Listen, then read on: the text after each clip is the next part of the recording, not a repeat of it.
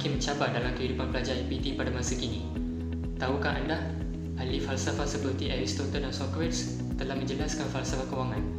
Malangnya, kebanyakan pelajar IPT tidak mengambil tahu falsafah tersebut dan kini mereka mengalami masalah kewangan sepanjang tempoh mereka berada di IPT masing-masing.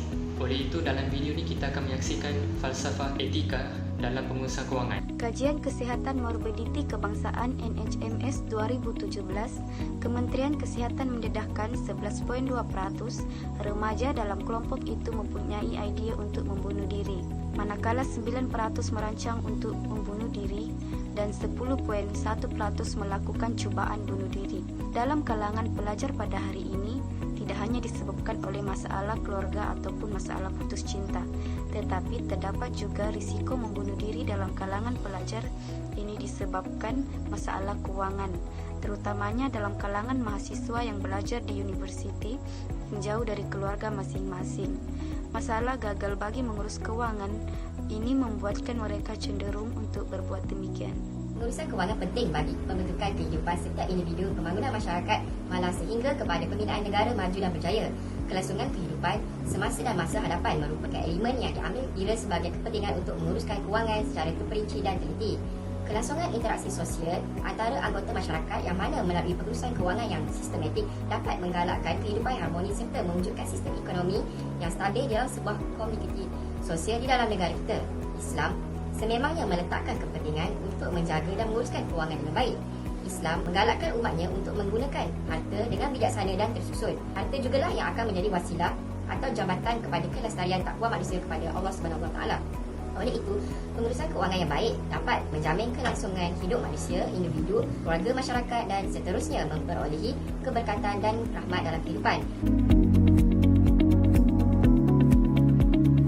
Bahagian kita ini akan membincangkan tentang revolusi pengurusan kewangan dalam kalangan pelajar IPT. Tahun 1890, kewujudan pengurusan kewangan hanya untuk cawangan ekonomi, tapi disebabkan perkara abad, pengurusan kewangan menjadi penting dan tidak dapat diabaikan. Beberapa dekad pertama tahun 1900-an, pengurusan kewangan berada dalam peringkat yang paling tradisional. Peringkat ini membantu menyelesaikan dan memperbaiki cabaran perniagaan yang datang dengan perindustrian dan membentuk blok bangunan pengurusan kewangan asas pada tahun 40-an hingga 50-an, di mana pengurusan kewangan tradisional pada awal 1900-an membentuk blok bangunan peringkat seterusnya, bertujuan untuk menyelesaikan cabaran baru yang termasuk pengurus, pemberi pinjaman dan bank yang menghadapi pemodolan dan pembekan.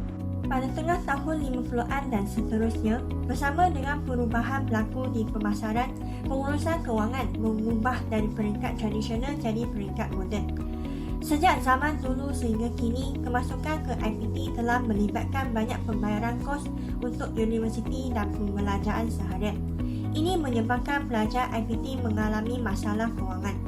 Untuk membantu pelajar mengurangkan masalah kewangan, JPA telah banyak membiayai pendidikan pelajar melalui beasiswa dengan memberikan sebanyak 1.44 bilion ringgit bagi pengajian dalam negara dan pengajian luar negara.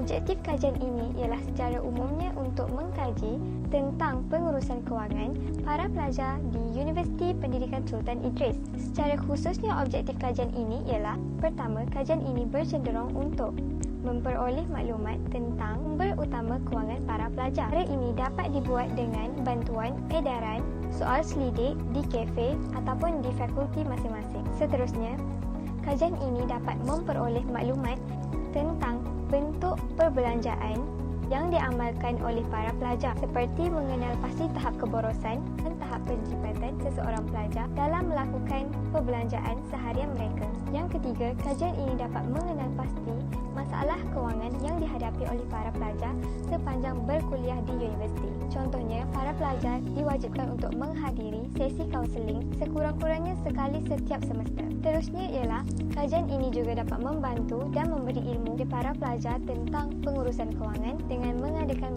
program bersama cendekiawan yang pakar dalam bidang pengendalian pengurusan kewangan. Dan yang terakhir ialah kajian ini juga dapat membantu para pelajar yang masih lemah dalam membentuk sistem kewangan yang lebih sistematik, contohnya dengan mendedahkan garis ukur bersesuaian dengan sumber kewangan para pelajar supaya mereka dapat melakukan perbelanjaan dengan lebih berhemah. Seterusnya, kita akan menyaksikan ciri-ciri, faktor dan kesan dalam masalah pengurusan kewangan. Dalam video ini, saya akan menyatakan ciri-ciri pengurusan kewangan yang perlu ada dan ada pada mahasiswa. Ada dua ciri-ciri, iaitu ciri-ciri kebaikan dan ciri-ciri keburukan. Ciri-ciri yang baik ialah mahasiswa perlu bijak memilih kedai makanan. Kedua ialah malam menabung sejak usia kanak-kanak lagi. Ketiga ialah mahasiswa perlu membeli belah dengan berhemat. Keempat pula ialah mahasiswa perlu pandai bezakan keperluan dan kehendak. Kelima pula ialah mahasiswa perlu membuat pernyataan tunai yang ringkas. Dan juga untuk ciri-ciri keburukan dalam pengurusan kewangan yang ada dalam kalangan mahasiswa ialah pelajar tidak mampu mengawal tabiat berbelanja secara rasional. Kedua ialah pelajar yang suka mengikut cara belanja orang lain. Ketiga ialah pelajar suka mengikut trend terkini. Keempat pula ialah pelajar yang suka bersaing dengan kawan-kawan. Kelima pula ialah pelajar yang mudah rambang mata. Dan untuk yang terakhir pula ialah pelajar yang suka berbelanja sesuatu yang mereka minat.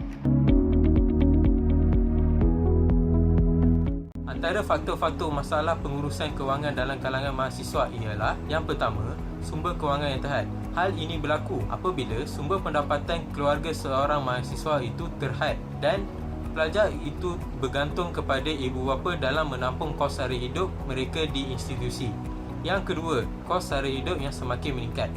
Hal ini juga berlaku apabila adanya peningkatan dalam harga barangan keperluan, kos pengajian dan lain-lain lagi yang menyebabkan pelajar semakin sukar dalam menguruskan isu kewangan mereka. Yang ketiga, ketidakmampuan mahasiswa dalam berbelanja secara rasional, iaitu kerana kurangnya pengetahuan mengenai konsep berbelanja secara bijak dan tidak dapat membezakan antara barangan keperluan dan barangan kehendak dalam diri mahasiswa masing-masing. Yang terakhir, pengaruh rakan sebaya yang bersikap boros. Pada masa kini, mahasiswa mudah terpedaya atau terikut dengan gaya hidup dan personaliti rakan-rakan mereka yang mewah menyebabkan mereka berbelanja secara boros. Antara kesan masalah pengurusan kewangan dalam kalangan pelajar IPT ialah cenderung untuk berasa bimbang dan runsing yang berterusan. Pelajar akan mengalami tekanan mental dan fizikal yang akan menyebabkan mereka kurang tidur, berasa resah, murung dan sakit. Pelajar akan mengambil langkah untuk membuat kerja sambilan dan akhirnya akan menjejaskan tumpuan mereka terhadap pengajian dan pembelajaran mereka.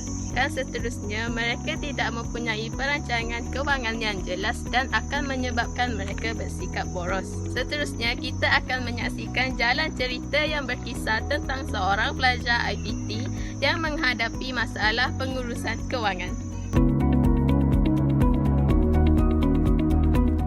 Terdapat 6 babak dalam video ini. Babak pertama menceritakan tentang seorang pelajar IPT yang bernama Sarah telah mendapat pinjaman PTPTN. Sarah telah menggunakan wang tersebut secara boros dan mengikut nafsu. Babak kedua menceritakan tentang Sarah dimarahi oleh pensyarahnya kerana tidak menyiapkan tugasan kerana telah kehabisan wang. Perkara tersebut telah menyebabkan Sarah berasa tertekan dan mengambil keputusan untuk meminjam daripada rakan-rakannya. Dua daripada rakannya telah menegur Sarah untuk berjimat-jimat dan tidak boros. Babak ketiga pula menceritakan tentang Sarah pulang ke kampung untuk meminta wang daripada keluarganya. Namun begitu, keluarganya merupakan keluarga yang susah dan mempunyai tanggungan yang banyak. Babak keempat, Sarah mula berasa tertekan dan berasa terpinggir kerana tiada siapa mahu menolongnya.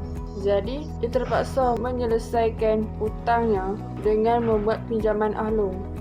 Babak kelima, selepas beberapa bulan, Ahlong dan pengikutnya mula mengikuti Sarah untuk Sarah menyelesaikan hutangnya dengan kadar segera.